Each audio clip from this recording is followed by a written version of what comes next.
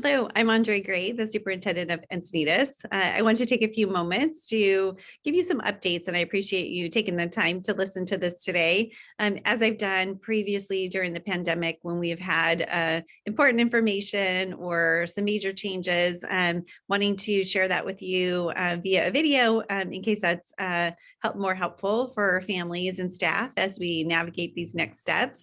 I want to make sure we mark the fact that this has been 2 long years, and we truly appreciate the support that we receive from our families and from our staff all along the way, including our community. And it has been a challenge. And at the same time, we are looking forward to these next steps that will provide some normalcy, certainly some hope and optimism right now. Of course, the biggest change has been the announcement this week of the California Department of Public Health moving the state mandate for schools for student and staff mask requirements to a strong recommendation. And that's the language from California Department of Public Health. But what that means for our students is that beginning on March 14th, as well as our staff, on March 14th, they will be afforded the opportunity to choose whether or not they're wearing a mask in schools. I want to make sure I give you some background as to, why and when and how that's happening in our schools. First of all, we have been following the mandate since the beginning of this year. Additionally, as the California Department of Public Health determined, based on their modeling and information, that the 14th would be the appropriate date, or actually the end on the 11th, and then starting for us, obviously, on the 14th, the Monday following. We have followed that because we have aligned to California Department of Public Health strategies from the beginning. That being said, there's some other reasons that we see this 2-week kind of period. We've been watching, and we have been appreciative of some of the additional changes that have come after the mask change for students, and that included Cal OSHA making some changes and aligning some of their language to meet, which that allows our staff members to be afforded that exact same choice beginning on March 14th, regardless of vaccination status. Additionally, we're expecting some changes that could be to our decision tree, because much of the language has to do with masking as well. So we are looking forward to that.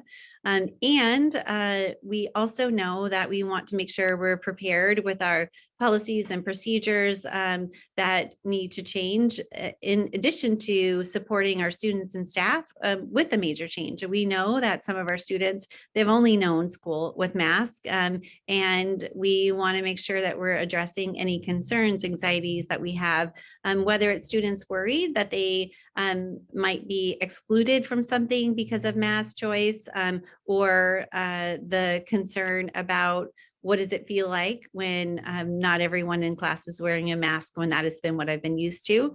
So we are planning and being proactive, intentional in that.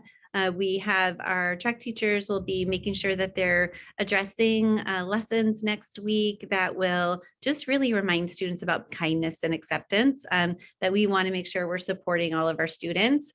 We also know that we are wanting to make sure that our families and our staff know clearly what the expectations are and what this really means when we say mask choice on the 14th. We are relying on our families to make the choices and our students to follow based on what their families are expecting. That means that we will always have masks available.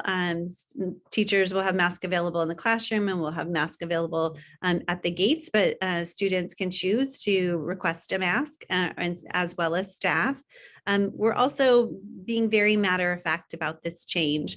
This isn't for a celebration or for any kind of other types of encouragement. Rather, this is about noticing the change and noting that for students and staff, and recognizing that our students pick up on any of our feelings one way or the other. And so by being matter of fact, it is just a change in the rule. And this is what the new rule is, where it's choice.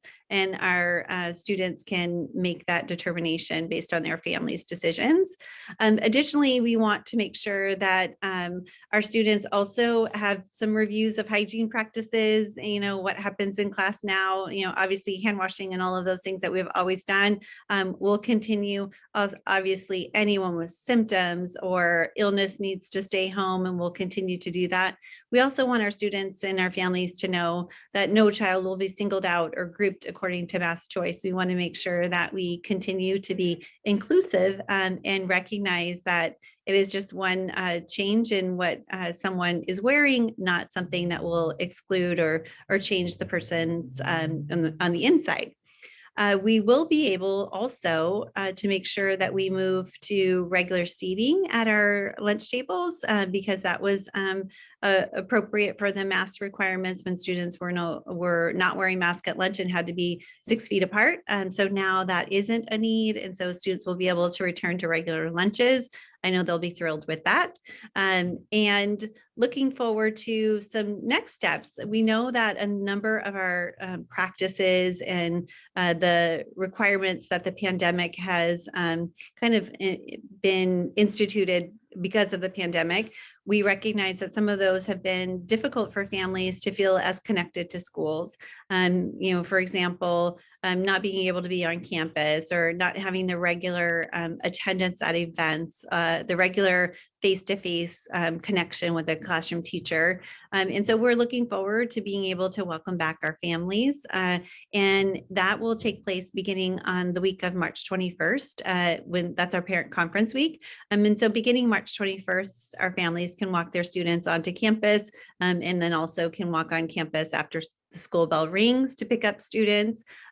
We recognize that the attendance of families isn't just about the physical attendance, it's about the emotional security and trust that comes when you're able to feel a part of the school community. And we are so looking forward to that because we know that there's a lot of healing that has to take place and not a lot of rebuilding. We've definitely seen, strong emotional reactions during the pandemic. We also recognize the trauma that students and families and staff members have gone through based on, loved ones and needs and isolation. So we want to make sure that we are being able to support the rebuilding of trust, the rebuilding of connections and relationships. So having our families back on the 21st means that, visitors can come before and after school, and then the events that happen during the school day will now be open to visitors as well. And this is important because we know the regular presence of our families really builds that energy and is the basis for our partnerships. So we are looking forward to that on the 21st. In terms of why the 21st and not sooner, because I know that is always why can't we do this tomorrow? I think it's important to note that we have been very successful with kind of stair stepping, whether it was changes in our instructional programs or taking away layers of mitigation strategies. And I think it is going to be a little bit of adjustment for everyone on the 14th. And so we'll start with that, and knowing that some students or individuals' fears with removing masks is one part, but then also having larger crowds might be a second. And so by moving our families and welcoming them back on the 21st is a natural progression that following week, gives us a time to settle in with the changes to mask requirements. And then also it's a natural transition because that is our parent conference week, and our parents may choose to attend a Zoom conference, or they can choose to come in person. And so that would naturally have our families walking on campus before and after school to attend those conferences. So we will continue that beginning on the 21st. Lastly, just a couple of other notes. We do want parents to know that there are some places where masks are still required in schools, even on the 14th, and that would include farm lab testing because that is considered a healthcare setting at this time. So if you are going to farm lab, please bring a mask, or we'll definitely have one for you available there. And then we haven't had a change to our volunteer process yet, we're still requiring as all of our employees, because that has not changed either, that employees and volunteers are required to be vaccinated. So just want you to be aware of that. I am thankful for the changes ahead, to the sense of normalcy, to be able to support our school communities and coming back together and getting past the 2 years of the challenge that it's been, and really focus on our students and our staff, flourishing for this final stretch of the school year. Thank you. Have a wonderful weekend.